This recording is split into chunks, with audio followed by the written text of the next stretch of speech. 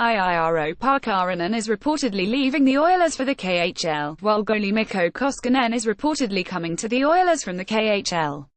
David Staples and Bruce McCurdy dig into both moves, and whether or not Oilers GM Peter Chiarelli is finally making the right move to solve the Oilers' backup goalie woes. Patience required to get it right with coaching staff. The Calgary Flames have fired their old coach and hired a new one. The New York Rangers fired Alan Vino. The Chicago Blackhawks made it clear long ago they were sticking with Joel Quenneville. Ken Hitchcock retired in Dallas. In Anaheim, Randy Carlyle is apparently staying put, but assistant Trent Yorney was let go. Things are starting to move when it comes to NHL coaches, so why is it taking so long for the Edmonton Oilers to take action? This particular impatient Oilers fan would certainly like to know what is up. There's been a lot of speculation, including this on Monday from Bob Stouffer of the Oilers organization in regards to Yorney. Trent Yorney has an excellent track record of developing young defensemen. My guess is that he will be a coach that multiple organizations look at.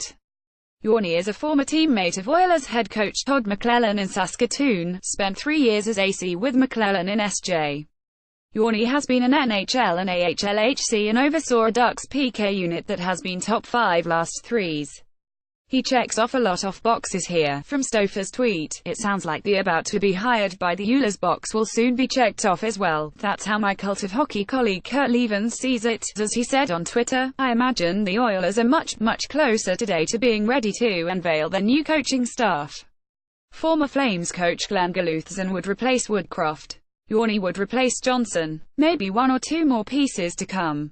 And keep in mind Todd McLellan and Trent Yorney were teammates for 2S on the Saskatoon Blades in the 80s. Known one another well for a long time. My take: the Oilers are taking so long, it's evident, because they're waiting to see which assistant coaches shake free from other teams before deciding on who to bring into the Oilers. That makes sense.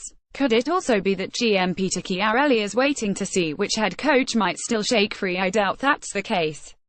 McLellan looks like HES got the job heading into the 2018-19, at least if you go by all the Twitter tea leaves and radio rumblings from various Oilers insiders. McLellan certainly conducted himself in his final press conference of the year as if he had every expectation that he would be returning. It'd be okay if McLellan were let go, based on the team's massive drop in performance, and the fact that teams he has coached have made the playoffs in only one of the last 4s. If he is coming back, it's prudent for the Oilers to have a number of potential head coaches ready to go. Both Yorney and Galuthzen have had head coaching experience, so they fit that bill. Most fans want McLellan to say, at least if you go by the Journal's annual end poll of Oilers fans, and I do go by it as a fair assessment of Oilers fan opinion. After the successful 2016-17, McLellan had a 97% approval rating, with Jay Woodcroft at 94% and Jim Johnson at 95%, Ian Herbers, 93%, and Dustin Schwartz, 97%. But the most recent survey has McLellan at a 67% approval rating, Woodcroft at 22%, Johnson at 22%, Herbers at 29% and Schwartz at 38%. The Oilers should also hire a head coach in Bakersfield who is seen as a future NHL coach for the Oilers. If Jay Woodcroft isn't seen in that light, then he should not be named head coach of the Oilers AHL team. In the end, even as I'm keen for the team to get on with things, it makes sense for the Oilers go slow here and assess all their hiring options. If he stays as coach, McLellan has got to turn this franchise around pronto, so he needs to make sure HES got the right people at his side. The NHL's coaching carousel will come to a stop soon enough. The Oilers will have a great sense of who the best candidates are, and that's when we'll find out who is leading the teams in Edmonton and in Bakersfield. Patience is in order until then. At the Cult of Hockey Staples, Tyler Benson has elite passing skills.